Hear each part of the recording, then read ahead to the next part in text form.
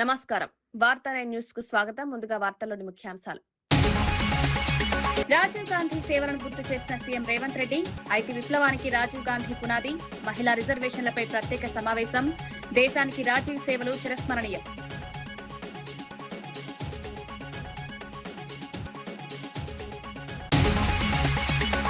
నాగేశ్వరరావు వ్యాఖ్యలపై అసంతృప్తి వ్యక్తం చేసిన బాలినేని, ఆధారాలు లేని వ్యాఖ్యలు సరైంది కాదన్న మంత్రి, బాధ్యతాయుత స్థానాల్లో ఉన్నవారు జాగ్రత్తగా మాట్లాడాలని సూచన, విశ్వసనీయత దెబ్బతింటుందని హెచ్చరిక.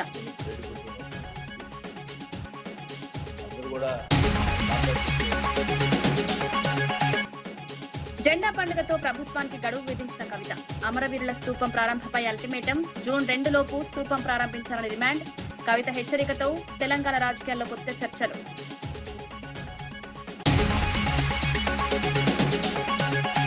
కాణిపాకంలో వసతి భవనాలను ప్రారంభించిన ఆనం రామనారాయణ, భక్తులకు మెరుగైన సదుపాయాలపై దృష్టి, ఆలయ అభివృద్ధికి కూటమి సర్కార్ కట్టుబడి, వినాయక సదన్ కొత్త అంతస్తును ప్రారంభించిన మంత్రి.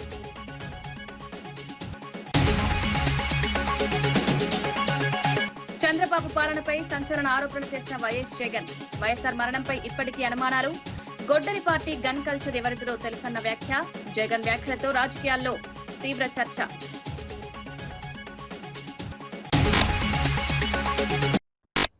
మాజీ ముఖ్యమంత్రి వైఎస్ జగన్ తీవ్ర స్థాయిలో రాజకీయ వ్యాఖ్యలు చేశారు. చంద్రబాబు పాలనలోనే తన తాత రాజారెడ్డి, చిన్నాన వివేకానందరెడ్డిల హత్యలు జరిగాయని ఆరోపించారు. అసెంబ్లీలో అడుగు పెట్టనివ్వనని చంద్రబాబు బెదిరించిన కొద్ది రోజులకే తన తండ్రి వైఎస్ఆర్ హెలికాప్టర్ ప్రమాదంలో మరణించారని గుర్తు చేశారు. ఆ ఘటనపై ఇప్పటికీ అనుమానాలున్నాయని పేర్కొన్నారు. వివేకానందరెడ్డి హత్య కేసులో కీలకంగా ఉన్న దస్తగిరి దర్జాగా కారులో తిరుగుతున్నారని విమర్శించారు. రాష్ట్రంలో గొడ్డలి పార్టీ గన్ కల్చర్ ఎవరిదో ప్రజలందరికీ తెలుసన్నారు. ఇదే చంద్రబాబు నాయుడు గారిని సూటిగా, మా కుటుంబంలో ముగ్గురు, మా తాతగారు, మా నాన్నగారు, మా చిన్నాన్నగారు ముగ్గురు బలైపోయారు. మేం బాధితులం కానీ మాపైనే వీళ్ళు తప్పుడు రాజకీయాలు చంద్రబాబు నాయుడు గారు చేయిస్తారు. మా తాతగారు రాజారెడ్డి గారిని చంపింది ఎవరని అడుగుతా ఉన్నా చంద్రబాబు నాయుడు గారిని. టీడీపీ వాళ్ళు కాదా? ఈ ఘటన చంద్రబాబు ముఖ్యమంత్రిగా ఉన్నప్పుడు కాదా జరిగింది అని అడుగుతా ఉన్నా. 1999 అసెంబ్లీ ఎన్నికలకు ఏడాది ముందు 1999 చంద్రబాబు నాయుడు గారు ముఖ్యమంత్రిగా ఉన్నారు. 1999 ఎన్నికలకు ముందు ఏడాది ముందు చంద్రబాబు నాయుడు గారు ముఖ్యమంత్రిగా ఉన్నప్పుడు మా తాతగారిని రాజారెడ్డి గారిని చంపారు. కేవలం నాన్నగారిని రాజశేఖర రెడ్డి గారిని పులివెందులకి కట్టడి చేయాలి అన్న ఒక్క రాజకీయ కోణంతో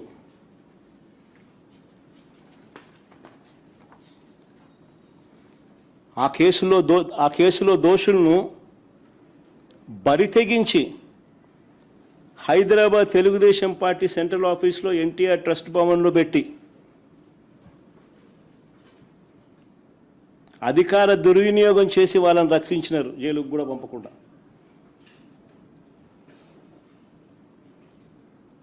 మరి ఇది ఎవరిదయ్యా క్రిమినల్ బ్రెయిన్ చంద్రబాబు గారు అని అడుగుతాను.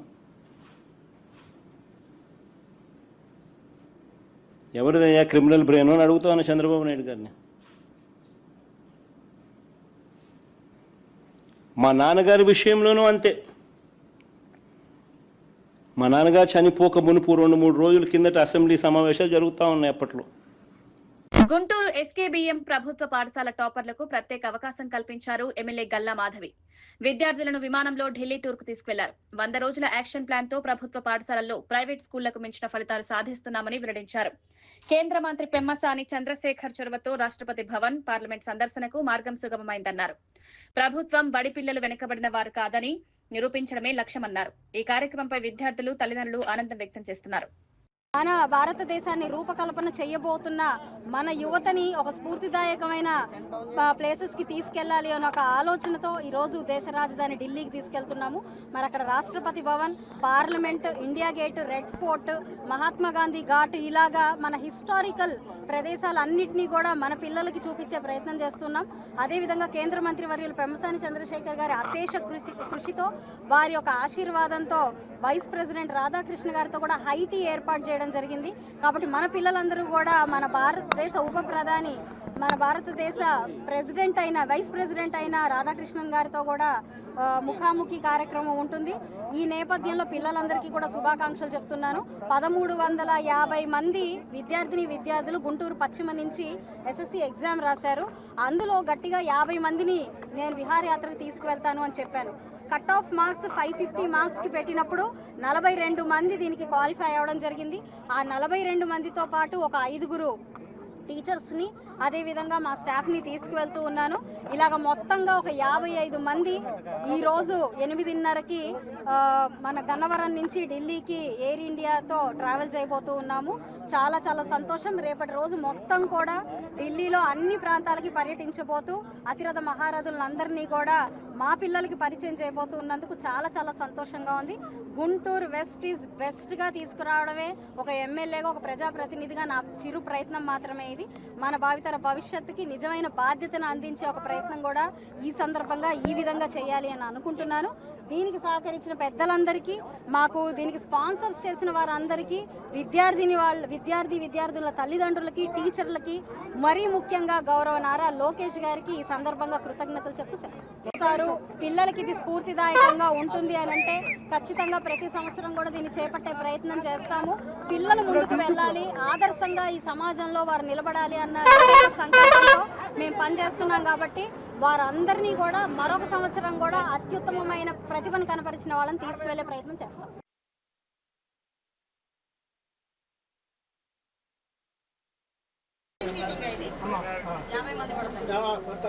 మిగతా 5గురు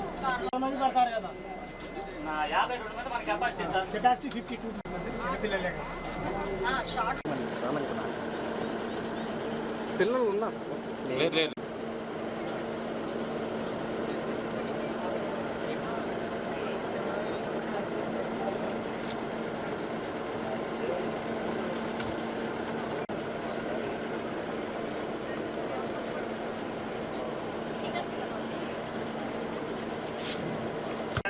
మేడం గారితో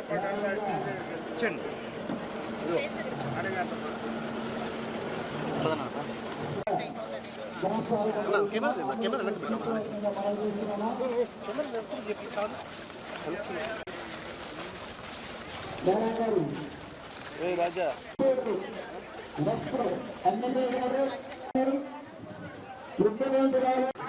ఝాన్సీ గారు I request to take over the students' charge. Sudhakar కుర్చీలు అటు పెట్టించమ్మా, అటు పెట్టించేసారు కుర్చీలు. తీసుకెళ్లాలని చెప్పేసి కోరుకుంటున్నాను. దయచేసి అందరూ కూడా కూర్చోవాలి.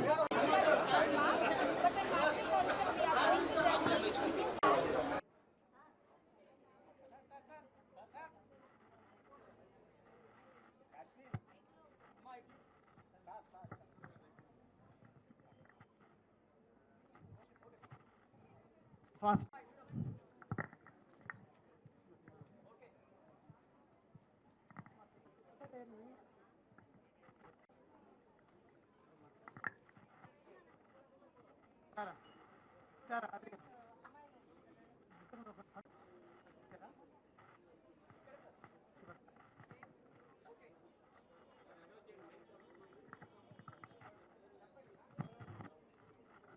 మనకు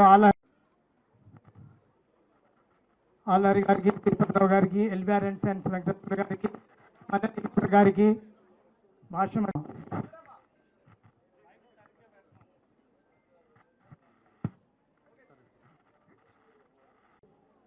శ్రీమతి గల్లా మాధవి గారు అధ్యక్షతన ఈనాడు ఈ కార్యక్రమానికి విచ్చేసినటువంటి వేదికను అలంకరించిన శాసనసభ్యులు గల్లా మాధవి గారు ఏ కార్యక్రమం తీసుకున్నా కూడా ఆ కార్యక్రమంలో ఒక ప్రత్యేకత ఉంటుంది.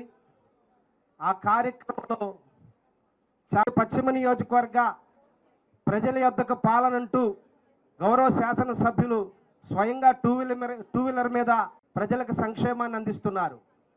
అంతేకాకుండా నియోజకవర్గం beloved and respected MLC Shri Alapati Rajendra Prasad గారు ఈ రోజున అభినందించాలి. ఇలాంటి కార్యక్రమాలు తీసుకున్నందుకు మరి ముఖ్యంగా నారా లోకేష్ గారిని చెప్పి మీకు మనవి చేసుకుంటూ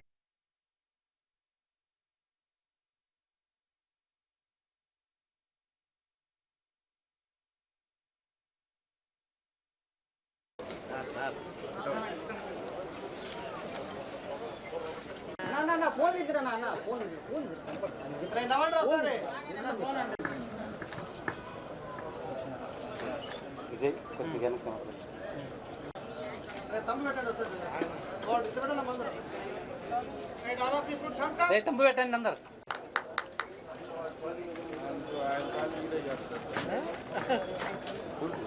దగ్గర కొంచెం క్లోజ్ అవ్వ కొంచెం దగ్గర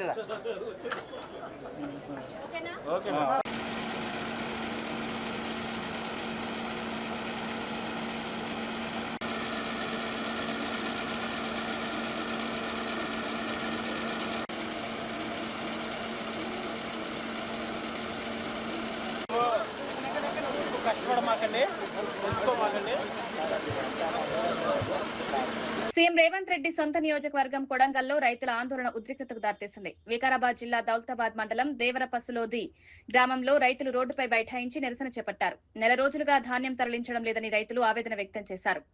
నిల్వలో ఉన్న ధాన్యం మొలకెత్తుతోందని వాపోతున్నారు. ప్రతిరోజు వెయిటింగ్ ఛార్జీలు చెల్లించాల్సి వస్తోందన్నారు. సమస్యలను వెంటనే పరిష్కరించాలని రైతులు డిమాండ్ చేస్తున్నారు.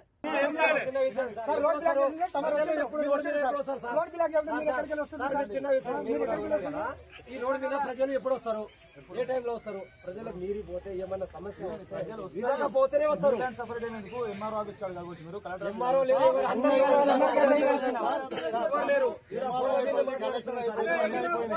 ప్రజల సమస్యలు ఉంటే పోలీసు వాళ్ళు ఒకటే వస్తారు. ఇక్కడ ఎంఈఓ రారు, ఎవరు రారు.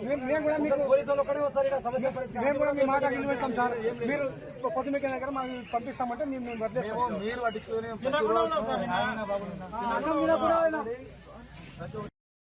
ఇదే మీ రాజ్యం, ఇదే మీ రాజ్యం, రాజ్యం దోపిడి రాజ్యం, ఇదే మీ రాజ్యం, ఇదే మీ రాజ్యం, దొంగల రాజ్యం దోపిడి రాజ్యం, ఇదే మీ రాజ్యం, ఇదే మీ రాజ్యం, దొంగల రాజ్యం దోపిడి రాజ్యం. రైతుల సమస్య ఏంటనే పరిష్కరించాలి, రైతుల సమస్య ఏంటనే పరిష్కరించాలి, అధికారులు ఏంటనే రావాలి, అధికారులు ఏంటనే రావాలి. ఇదే మీ రాజ్యం, ఇదే మీ రాజ్యం, దొంగల రాజ్యం దోపిడి రాజ్యం. రైతుల సమస్యలు వెంటనే పరిష్కరించాలి. We want justice. We want Justice. We want Justice. We want Justice. We want Justice. అధికారులు వెంటనే రావాలి. రావాలి, అధికారులు రావాలి, అధికారులు వెంటనే రావాలి, అధికారులు వెంటనే రావాలి, మార్కెట్ కమిటీ చైర్మన్ వెంటనే రావాలి, మార్కెట్ కమిటీ చైర్మన్ వెంటనే రావాలి, రావాలి. We want Justice. We want Justice. We want Justice. We want Justice. మా ఓట్లు వెంటనే కొనాలి, మా ఓట్లు వెంటనే కొనాలి. తమిళనాడు రాజకీయాల్లో కీలక పరిణామం చోటు చేసుకుంది. సీఎం విజయ్ మంత్రివర్గ విస్తరణ కార్యక్రమం ఘనంగా నిర్వహించారు. లోక్ భవన్ లో కొనసాగుతున్న కార్యక్రమంలో కొత్త మంత్రులు ప్రమాణ స్వీకారం చేశారు. మొత్తం 23 మందితో విజయ్ కేబినెట్ రూపుదిద్దుకుంది. ఇందులో 21 టీవీకే ఎమ్మెల్యేలు, 2 కాంగ్రెస్ సభ్యులున్నారు. కొత్త మంత్రివర్గంతో పాలనలో మరింత వేగం తీసుకురావాలని ప్రభుత్వం భావిస్తోంది. முழு முதல் ஆட்சியையும் ஒருமையையும் நிலைநிறுத்துவேன் என்றும் தமிழ்நாட்டு அரசின் அமைச்சராக உண்மையாகவும் உளச்சான்றின்படியும் என் கடமைகளை நிறைவேற்றுவேன் என்றும் அரசியலமைப்பிற்கும் சட்டத்திற்கும் இணங்க அச்சமும் ஒருதலை சார்பும் இன்றி விருப்பு வெறுப்பை விலக்கி பலதரப்பட்ட மக்கள் அனைவருக்கும் நேர்மையானதை செய்வேன் என்றும் ஆண்டவன் மீது ஆணையிட்டு உறுதிமொழிகிறேன். ஸ்ரீநாத் எனும் நான் தமிழ்நாட்டு அரசின் அமைச்சர் என்ற முறையில் எனது கவனத்திற்குள்ளாவதும் தெரிய வருவதுமான எந்த பொருளையும் அமைச்சரின் கடமைகளை உரியவாறு நிறைவேற்றி தேவையான அளவுக்கன்றி ஒருவரிடமோ பலரிடமோ நேர்முகமாகவோ மறைமுகமாகவோ அறிவிக்கவோ வெளிப்படுத்தவோ மாட்டேன் என்று ஆண்டவன் மீது ஆணையிட்டு உறுதிமொழிகிறேன்.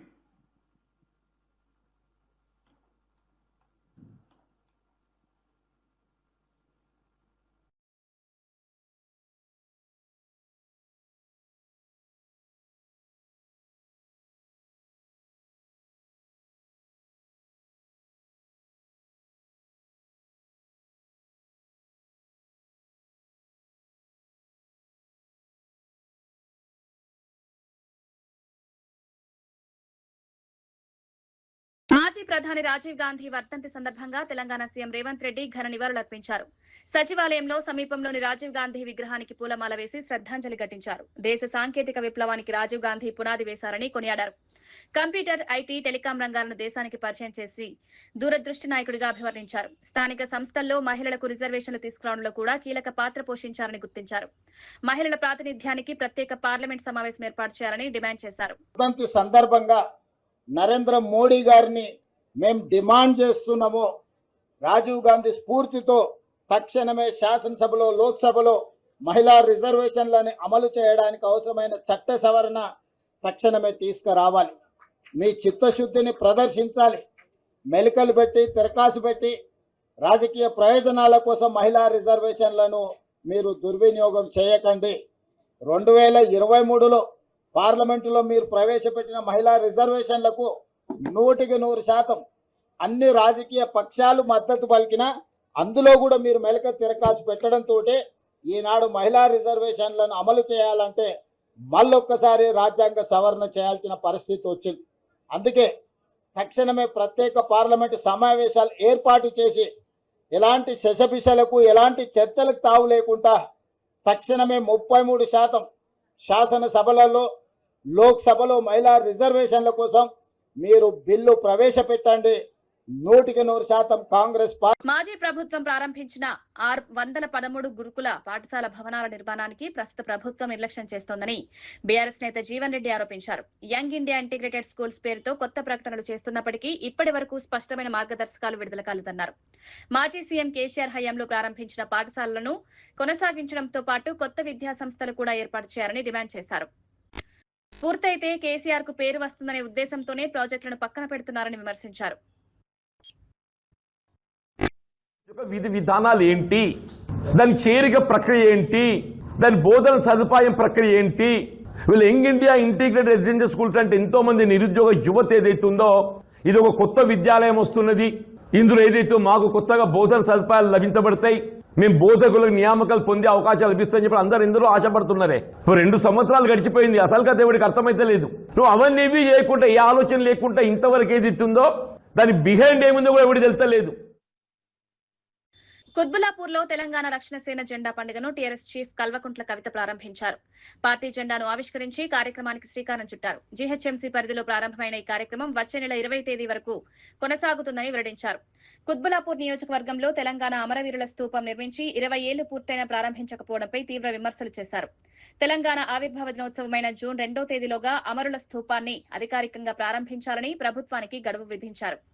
ఆలోపు ప్రారంభించకుండే తెలంగాణ రక్షణ సేన ఆధ్వర్యంలో తామే స్వయంగా స్తూపాన్ని ఆవిష్కరిస్తామని డిమాండ్ చేస్తూ వచ్చినాం. జూన్ 2వ తారీఖు లోపల ఉద్యమకారులకు సంబంధించి ఖచ్చితంగా ప్రభుత్వం నుంచి ప్రకటన రావాలి. మీరు కమిటీలు వేసి కాలయాపన చేస్తే కుదరదు, ప్రకటన రావాల్సిందే. 2వ తారీఖు నాడు ముఖ్యమంత్రి గారు జెండా ఎగరేసినప్పుడు గోల్కొండ కిలా మీద 250 గజాలు ఎక్కడ ఇస్తున్నారు, ఎట్లా ఇస్తున్నారు స్పష్టత ఇవ్వాల్సిందే. ఎంతమందికి పెన్షన్ ఇస్తున్నారో స్పష్టత ఇవ్వాల్సిందే. అదేవిధంగా స్కూల్ స్టార్ట్ అయ్యే లోపల ఫీజులు పెంచబోమనేటటువంటి జీవో కూడా ఇవ్వాలని డిమాండ్ చేసినాం. విపరీతంగా ఫీజులు పెరిగి అందరూ ఇబ్బందులు పడుతూ ఉన్నారు కాబట్టి ప్రభుత్వం ఆ జీవో వెంటనే రిలీజ్ చేయాలని చెప్పి మేము డిమాండ్ చేస్తూ ఉన్నాం. మొత్తం ఇవాళ 50 మంది తెలంగాణ రైతాంగం అంతా కూడా ఇబ్బంది పడుతున్నా కూడా కనీసం ప్రభుత్వం ఎక్కడ వరి కొనకుండా, వడ్లు కొనకుండా, జొన్నలు కొనకుండా, మొక్కజొన్నలు కొనకుండా రైతులు ఇబ్బంది పెడతా ఉంది. రైతుల పక్షాన అందరూ టీఆర్ఎస్ పార్టీలో ఉన్నటువంటి నాయకులు, సైన్యం అంతా కూడా రేపటి నుంచి కళ్ళలకు పోవాలని చెప్పి రైతులకు మద్దతు ఇవ్వాలని చెప్పి డిమాండ్ చేస్తూ ప్రభుత్వాన్ని వెంటనే కొనుగోలు కేంద్రాలు పెద్ద ఎత్తున ప్రారంభించాలి. జొన్న, మొక్కజొన్న అన్ని పంటలు కూడా కొనాలని చెప్పి నేను డిమాండ్ చేస్తా ఉన్నాను. మరి ఇంత పెద్ద ఎత్తున ఈ సభకు హాజరైనటువంటి కుత్బుల్లాపూర్ నియోజకవర్గ ప్రజలకు విజ్ఞప్తి చేస్తున్నా, మొదటి తెలంగాణ రక్షణ సేన జెండా మీ దగ్గరే ఎగిరింది.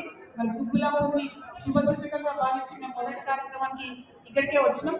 ఖచ్చితంగా మొదటి ఎమ్మెల్యే సీట్ కూడా కుత్బుల్లాపూర్ ప్రజలు తెలంగాణ రక్షణ సేనకు గెలిపించి ఇవ్వాలని చెప్పి, మొదటి కార్పొరేటర్ సీట్ కూడా గెలిపించి ఇవ్వాలని చెప్పి కుత్బుల్లాపూర్ ప్రజల్ని కోరుతున్నాను. ఎట్లా అయితే మిమ్మల్ని గెలిపించమని అడుగుతున్నానో అంతకన్నా ఎక్కువగా కుత్బుల్లాపూర్ ప్రజలకు సేవ చేస్తామని కూడా మేము మాట ఇస్తా ఉన్నాము. Thank you. జై తెలంగాణ, జై TRS. Jurala project, Palamuru project అంశాలపై మాజీ మంత్రి వి శ్రీనివాస్ గౌడ్ కాంగ్రెస్ ప్రభుత్వంపై తీవ్ర విమర్శలు చేశారు. జనవరిలోనే జూరాల ప్రాజెక్టు ఎండిపోయిందని, అలాంటి పరిస్థితిలో నీళ్లు ఎలా ఇస్తారో చెప్పాలని రేవంత్ రెడ్డి ప్రభుత్వానికి అసలు అవగాహన ఉందా అని నిలదీశారు. శ్రీశైలం నుంచి మే నెలలో కూడా నీళ్లు లిఫ్ట్ చేసుకోవచ్చని వివరించారు. తెలంగాణతో సంబంధం లేని వారు పాలమూరు ప్రాజెక్టుపై మాట్లాడుతున్నారని మండిపడ్డారు. ప్రతి ఎకరాకు నీళ్లు వచ్చేంత వరకు రైతుల పక్షాన నిలబడతామని ప్రకటించారు. మేలో కూడా నీళ్లు తీసుకొని రిజర్వాయర్ నింపుకోవచ్చు. ఎండిపోయిన దగ్గర నీళ్లు నింపుకుంటామా చెప్పండి, ఎట్లయితుంది? నవమాసాలు పోసిన తల్లికి ఎంత ప్రేమ ఉంటుందో పిల్లల మీద. ఇలా తెలంగాణ తెచ్చుకున్న వాళ్ళు కూడా తెలంగాణ అంత ప్రేమ ఉంటుంది. ఉట్టి అడ్డగోలుగా తెలంగాణకు సంబంధం లేనోడు, తెలంగాణ గురించి కోరుకోనోడు, ఇలా ఎవరంటే ఎవరు పిచ్చి పిచ్చిగా మాట్లాడితే పాలమూరు ప్రాజెక్టు మీద అది కాదది. 100% మేము పాదయాత్ర చేస్తాం, 100% బిడలు ఉంచుతాం, ప్రభుత్వం ఒత్తిడి తీసుకొస్తాం. రైతుల కన్నుల్లో సంతోషం చూసేంత వరకు, ప్రతి ఎకరాకు నీళ్లు వచ్చేంత వరకు వదిలిపెట్టాం. రైతులకు ఇచ్చిన హామీలన్నీ కూడా, రైతు బంధు కావచ్చు, రైతు బీమా కావచ్చు, ఇంకా ఏమేమి హామీలు ఇచ్చిండ్రో బోనస్లు కావచ్చు, అవన్నీ రైతులకు ఇచ్చినటువంటి హామీ నెరవేర్చేంత వరకు మేము ఖచ్చితంగా తిరుగుతాం, చేస్తాం. నార్లాపూర్ నుంచి ఉదండపూర్ వరకు మా యాత్ర సాగుతుంది. దాని తర్వాత ఖచ్చితంగా ఇచ్చిన హామీలపైన, మా జిల్లా ప్రజలపైన, అన్ని వర్గాలపైన మేము చేస్తాం. ముద్దురాజులకు బీసీఏలకు గూప్ల చేస్తామన్నారు, ఏమైందని అడుగుతాం. గొల్ల కురువులకు 3 లక్షల రూపాయలు బ్యాంకులు ఇస్తాన్నారు, ఏమైందని అడుగుతాం. గీతా కార్మికులకు 10 లక్షల రూపాయల ఎక్స్గ్రేషియా ఇస్తున్నారు, ఏమైందని అడుగుతాం. మున్నూరు కార్పొరేషన్ ఏమైందని అడుగుతాం. ఎంబీసీ కులాలకు పదవులు ఏమైందని అడుగుతాం. 42% రిజర్వేషన్లు ఏమైందని అడుగుతాం. ఏ ఒక్క అంశం మీరు ఇచ్చినటువంటి దాని మీద మేము చేస్తాం. కనుక దయచేసి ఉట్టిగా సుప్రీంకోర్టు చేసిన తాజా వ్యాఖ్యలు దేశంలోని బీసీలకు ఆశాకిరణంగా మారాయని బీసీ రిజర్వేషన్ల సాధన సమన్వయ జేఏసీ చైర్మన్ దుండ్ర కుమారస్వామి అన్నారు. సామాజిక న్యాయం సాధించడానికి కులగణన తొలి అడుగు అని పేర్కొన్నారు. సంక్షేమ పథకాలు నిజమైన అర్హులకు అందాలంటే కులాల వారీ గణాంకాలు అవసరమన్నారు. సుప్రీంకోర్టు చేసిన చారిత్రాత్మక వ్యాఖ్యలను స్వాగతిస్తున్నామన్నారు. వెనుకబడిన వర్గాల పరిస్థితిని అర్థం చేసుకుని విధానాలు రూపొందించాలంటే కులగణన ఎంతో అవసరమన్నారు. ఈ నిర్ణయం భవిష్యత్ విధానాలకు మార్గదర్శకంగా నిలుస్తుందని తెలిపారు. అదొక సామాజిక న్యాయం కోసం వేసే మొట్టమొదటి అడుగు. అయితే సుప్రీంకోర్టు ఇచ్చిన తాజా వాక్యాలు మనం ఒకసారి పరిశీలిస్తే దేశంలో బీసీలకు ఒక ఆశాకిరణంగా మారాయనేది అక్షర సత్యం. కులగణనకు వ్యతిరేకంగా వేసిన ఏదైతే పిటిషన్ ఉందో దాన్ని కొట్టివేస్తూ ఇది ప్రభుత్వ విధానపరమైన నిర్ణయం అని స్పష్టం చేయడం నిజంగా ఒక శుభసూచకం. సుప్రీంకోర్టు ప్రధాన న్యాయమూర్తి జస్టిస్ సూర్యకాంత్ గారు చేసిన వ్యాఖ్యలు చారిత్రకంగా నిలిచిపోయేది, చరిత్రలో నిలిచిపోయే, సువర్ణాక్షరాలతో నిలిచిపోయే అని తెలియజేస్తున్నాను. ఎందుకంటే సంక్షేమ పథకాల అమలుకు కులగణన అవసరమని స్పష్టంగా చెప్పడం జరిగింది. సామాజిక న్యాయ పోరాటానికి ఇది ఒక పెద్ద ఊరటగా భావించాల్సిన సందర్భం అని తెలియజేస్తున్నాను. దేశంలో పేదలు ఎంతో మంది ఉన్నారు. ఎలాంటి వర్గాలు ఇంకా వెనుకబడి ఉన్నాయి, సామాజిక అసమానత ఎంత ఉంది, ఇది నిజాలు తెలవాలంటే కులగణన చేయాలని సుప్రీంకోర్టు పేర్కొనడం ఒక గమనార్హమని సందర్భంగా తెలియజేస్తున్నాను. ఇది కేవలం తీర్పు మాత్రమే కాదు, దశాబ్దాలుగా అణచివేతకు గురైన బీసీ యొక్క వర్గాల గొంతుకకు లభించిన ఒక న్యాయబద్ధమైన గుర్తింపుగా పరిగణించవలసిన సందర్భం. ఇప్పటి వరకు కొందరు కులగణన అవసరం ఏమిటి అని ప్రశ్నించిన పరిస్థితి కూడా మనకు తెలుసు.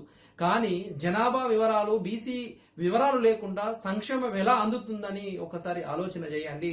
జనాభా తెలియకుండా న్యాయం ఎలా జరుగుతుంది ఒకసారి ఆలోచన చేయాల్సిన సందర్భం ఉందని తెలియజేస్తున్నాను. బీసీల వాస్తవ స్థితిగతులు తెలియకుండా వారికి న్యాయం ఏ విధంగా జరుగుతుంది అనేది ఒకసారి ఆలోచన చేయండి. ఎందుకంటున్నానంటే కాలయాపన చేయకూడదు. మనందరికీ తెలిసిందే, బీజేపీ కూడా గత సంవత్సరాలుగా ఇది కాలయాపన చేస్తున్న పరిస్థితి. ఏది ఏమైనా ఇది ఒక శుభసూచకంగా పరిగణించాల్సిన సందర్భం అని తెలియజేస్తున్నాను. థ్యాంక్ యూ అండి. జై బీసీ, జై. ఆలయంలో నిర్మించిన వినాయక సదన్ 2, 3 అంతస్తు వసతి భవనాలను ఆయన ప్రారంభించారు. ఆలయానికి వచ్చే భక్తులకు మెరుగైన సౌకర్యాలు కల్పించడమే ప్రభుత్వ లక్ష్యమన్నారు. వసతి, మౌలిక సదుపాయాలు మరింత పెరుగుపరిచే కార్యక్రమాలు కొనసాగుతున్నాయన్నారు. ఈ కార్యక్రమంలో చిత్తూరు, పూతలపట్టు ఎమ్మెల్యేలు గురజాల జగన్మోహన్, మురళీమోహన్ తదితరులు పాల్గొన్నారు.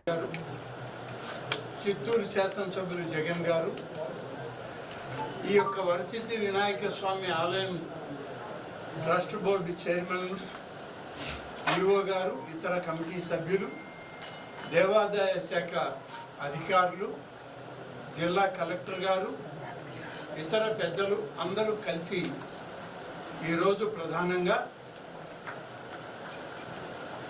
ఈ యొక్క బ్లాక్ 1, బ్లాక్ 2పై 2, 3 అంతస్తుల నిర్మాణం పూర్తి చేసుకొని దాన్ని ఈరోజు ప్రారంభించుకోవడం జరిగింది. దాదాపు మొత్తం 83 గదులు, అలాగే 15 సూట్ రూమ్స్, 100 గదులతోటి మొత్తం మీద కామన్ హాల్స్ కూడా 2 పెట్టి ఈ యొక్క నిర్మాణాలను పూర్తి చేసి ఈరోజు దీన్ని ప్రారంభించాం. 14,74,00,000 రూపాయల ఖర్చుతో ఈ అభివృద్ధి కార్యక్రమాలను ఇక్కడ చేయడం జరిగింది.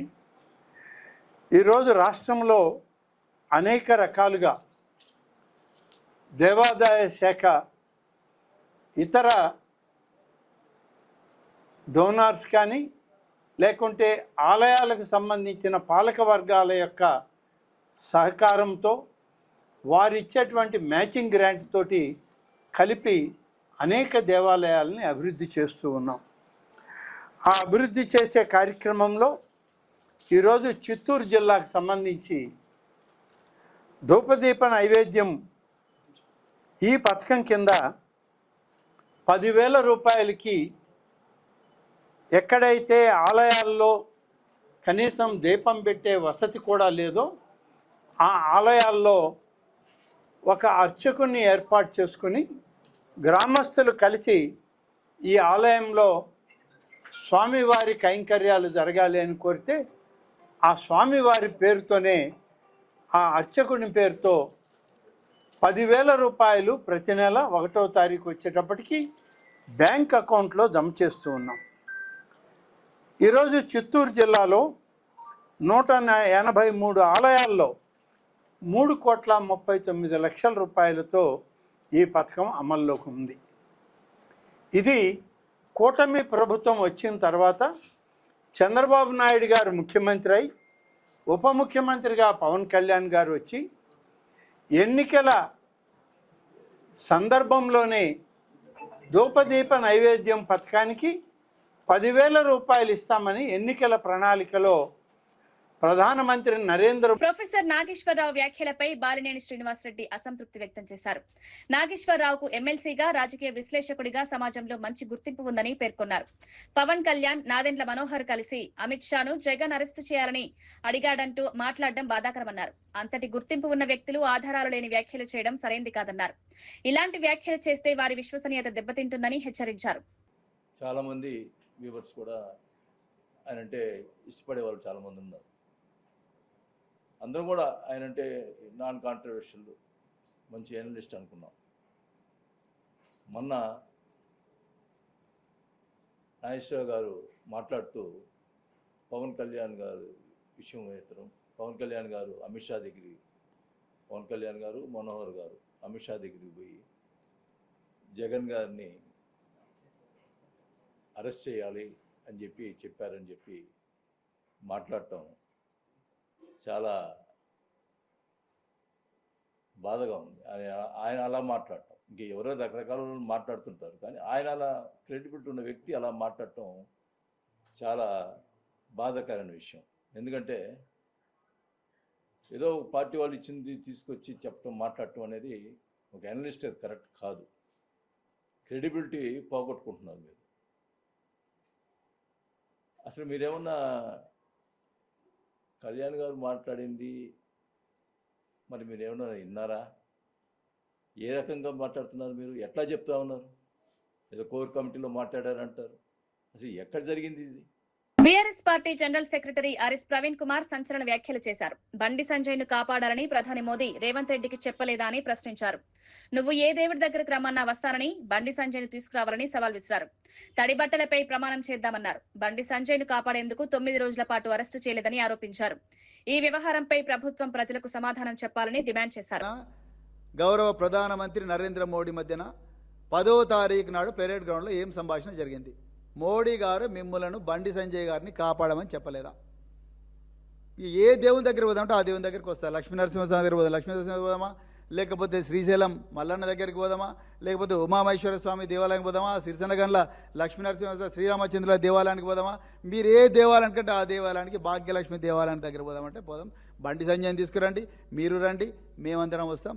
ఆ తడి బట్టలతో పోయి మీరు చెప్పండి, ఆ రోజు ప్రమాణం చేయండి, మీకు నరేంద్ర మోడీ గారు బండి సంజయ్ని కాపాడమని చెప్పలేదా? అందుకొరకే మీరు 9 రోజులు వెయిట్ చేయలేదా? మీరు ఓపెన్గా బండి సంజయ్కి ఒక సిగ్నల్ ఇచ్చిండ్రు. అది వేటు న్యూస్ కాంక్లేవ్లో ఏమని, నువ్వు సరెండర్ చేయి, వేరే మార్గం లేదంటే మరుసటి రోజే నాకాబందీ ఎస్ఎస్ రాజమౌళి కన్నా గొప్ప బాహుబలి టైప్ ఆఫ్ డ్రామా ఒకటి మంచిరేవుల పోలీస్ స్టేషన్ దగ్గర, మంచిరేవుల గ్రామం దగ్గర టెక్ పార్క్ ఎకో పార్క్ ఉంది. ఆ ఎకో పార్క్ ఎదురుగా 8 గంటల 15 నిమిషాలకు యూనిఫామ్ వేసుకున్న పోలీసులు వస్తారు, బండి సాయి భగీరథ్. అది అట్టర్ ఫ్లాప్ అయిపోయింది ఆ డ్రామా. ఎందుకంటే ఇగో బండి సాయి భగీరథ్ మిమ్మల్ని అందరినీ కాదని నేనే మీకన్నా గొప్ప యాక్టర్ను నేనే బాబు అని చెప్పి వాళ్ళ 2 అడ్వకేట్లను తీసుకొని రాజులాగా నడుచుకుంటూ పోయిండు పేట్ బషీరాబాద్ పోలీస్ స్టేషన్కు. మళ్ళా ముఖ్యమంత్రి సిగ్గు లేకుండా ఇవాళ మీడియా ముందర చెప్తా ఉన్నారు. ఇది తెలంగాణ ప్రజలారా ఒకసారి గమనించండి.